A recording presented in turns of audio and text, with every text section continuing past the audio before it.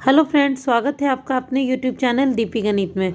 तो friends, BPSC की तरफ से 4 बड़ी नोटिस आई है, जिसमें कि सभी का जो डेट है वो बिल्कुल 19 से 20 दिसंबर तक का ही है। इसीलिए ये नोटिस ध्यान से सुने और देखे भी, क्योंकि अगर आपने ये चारों नोटिस पे ध्यान नहीं दिया तो आपके क्वालिफाइड में कुछ प्रॉब्लम हो सकता है।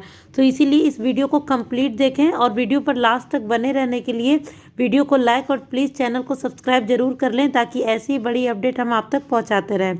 तो चलिए, इस नोटिस को देखने के लिए हम लोग बीपीएससी के ऑफिशियल वेबसाइट पे चलते हैं, जहां हम लोग इसके ऑफिशियल नोटिस को देखेंगे। तो चलिए वीडियो स्टार्ट करते हैं। तो फ्रेंड्स, हम लोग आ चुके हैं बीपीएससी के ऑफिशियल वेबसाइट पे। यहाँ पे हम लोग देख पा रहे हैं कि जैसा कि अभी हमने कहा था कि आयोग की तरफ से 4 नोटिस आई है। तो वो देखिए, एक ये नोटिस है, दूसरी ये, तीसरी है और चौथी है। मीन्स 4 नोटिस जो भी हमने कहा था, बिल्कुल 4 ही नोटिस है। और प्रत्येक नोटिस में क्या है वो हम लोग देखेंगे। तो इसमें देखिए, हम लोग पहली नोटिस देख लेते हैं कि इसमें पहली नोटिस क्या है। तो इसमें जो पहली नोटिस है वो है हमारा, हम लोग बिल्कुल ऑनलाइन देख रहे हैं कि नोटिस हमारा क्या है। तो इसमें यह कह रहा है कि 9, 10 और 6 to 8 का जो परीक्षा जो रद्द हुआ था, वो जो 18 तारीख को हुआ, मीन्स 18 दिसंबर को, उस परीक्षा को लेकर इसमें ये नोटिस दिया गया है कि श्रृंखला ए के सभी प्रश्नों के अवंदित उत्तर दिनांक 18/12 से आयोग के वेबसाइट पे उपलब्ध हैं। मीन्स जो ये परीक्षा 18 दिसंबर को सुबह में हुई थी, मीन्स जो भी 12 PM से, तो उसकी जो उत्तर है वो बीपीएससी के ऑफिशियल वेबसाइट पे आ चुकी है। तो इस पे अगर किसी को आपत्ति है, मीन्स किसी भी आंसर को लेकर कोई आपत्ति है, तो वो बीपीएससी के ऑफिशियल वेबसाइट पे जाके अपने आईडी पासवर्ड को लॉगिन करके उसमें अपना औपचारिक उत्तर वो दे सकते हैं। और यह उत्तर बिल्कुल भी ऑनलाइन होना चाहिए। ये कोई भी आपका स्पीड पोस्ट के माध्यम से नहीं स्वीकार नहीं किया जाएगा। तो इस तरीके से आपको अपनी उत्तर को देना होगा, अगर आपको किसी उत्तर पे आपत्ति है तो। क्योंकि यहाँ पे आयोग ने साफ साफ लिखा है कि औपबंधित उत्तर में जिन प्रश्नों पर निर्धारित तिथि तक कोई आपत्ति प्राप्त नहीं हुई, तो उन उत्तरों को निर्विवाद रूप से आदर्श उत्तर माना जाएगा एवं तत्पश्चात इन प्रश्नों पर भविष्य में कोई आपत्ति विचारणीय नहीं होगी। मीन्स अगर आप इस पे, ये जो आपकी तारीख जो दी हुई है कि 20/12 से दिनांक 21/12 तक, अगर आपने अपनी कोई सही उत्तर या फिर अगर आपको डाउट है तो उसके बारे में अगर आपने आयोग को नहीं भेजा 21 तारीख तक, और फिर अगर उसके बाद आप भेजते हैं, तो आपके उस उत्तर को स्वीकार नहीं किया जाएगा, क्योंकि तारीख पहले ही दी जा चुकी है। तो चलिए, अब हम लोग देखते हैं अगली नोटिस। हमारी अगली नोटिस है, हमारी अगली नोटिस है, उस पर हम लोग देखते हैं कि हमारी अगली नोटिस क्या है।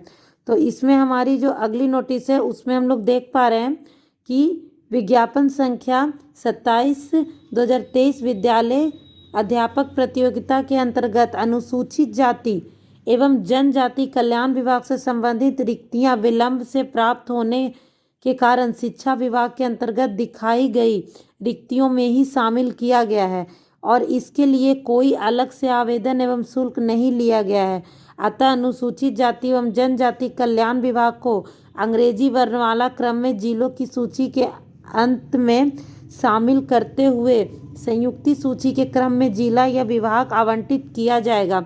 इसके आलोक में सूचित किया जाता है कि इच्छुक अभ्यर्थी दिनांक 19/12 से 20/12 तक आयोग की वेबसाइट पे जाकर यूज़र नेम एवं पासवर्ड से लॉगिन करने के उपरांत डैशबोर्ड पर उपलब्ध कराए गए डिस्ट्रिक्ट प्रायोरिटी के 3 जिलों के विकल्प में संशोधन कर अनुसूचित जनजाति एवं कल्याण विभाग के अंतर्गत पदों के लिए विकल्प के रूप में WSCST को शामिल कर सकते हैं। उक्त का चयन नहीं करने की स्थिति में अनुसूचित जाति एवं जनजाति कल्याण विभाग के पदों के लिए परीक्षा फल प्रकाशित नहीं किया जाएगा।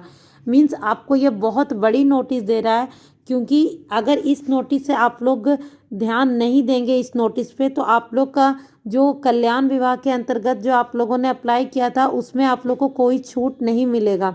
तो इसलिए आप लोग को इसमें जिला आवंटित करना है कि अगर आपका सिलेक्शन होता है तो आप किस ज़िले के लिए इसमें अपने आप को प्रायोरिटी देना चाहेंगे। तो जिसके लिए आपकी जो तारीख है वो बिल्कुल 19 दिसंबर से 20 दिसंबर तक का ही है। मीन्स एक आज की डेट है और एक कल की डेट है। मीन्स कल तक ही हमारे पास टाइम है आज से।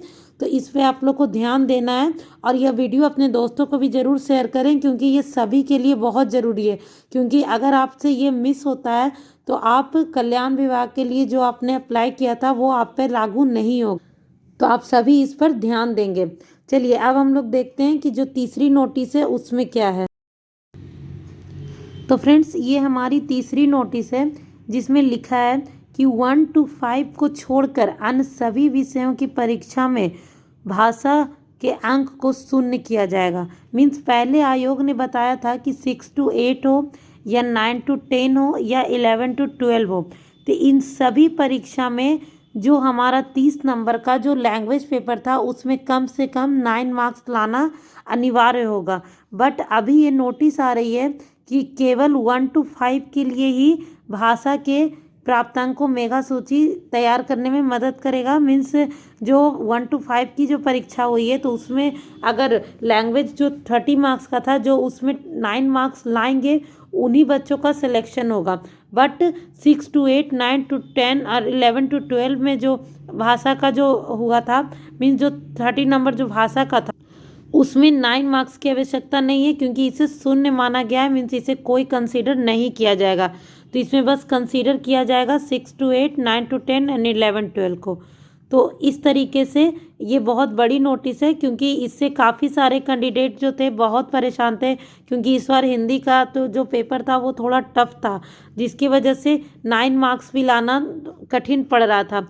तो इससे काफ़ी सारे अभ्यर्थियों को काफ़ी राहत मिली है और वो अपने आप को अब सेफ समझ रहे होंगे।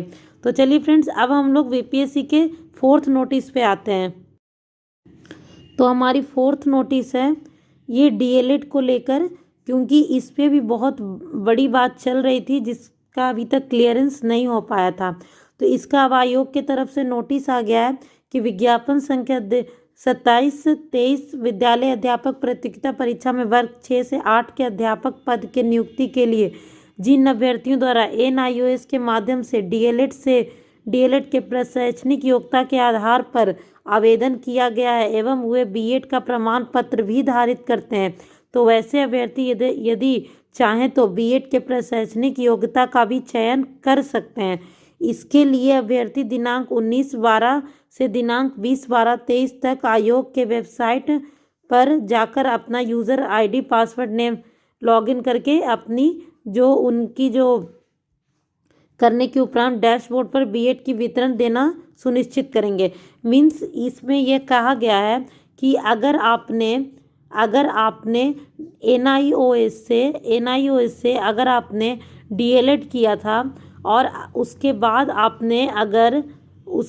अगर आपने बीएड भी कर रखा है तो आप बीएड का अपना डिटेल देंगे, क्योंकि आपको पता है कि एनआईओएस से अगर आपने डीएलएड किया और 6 to 8 के लिए आपने अप्लाई किया तो इसे मान्य नहीं दिया जाएगा।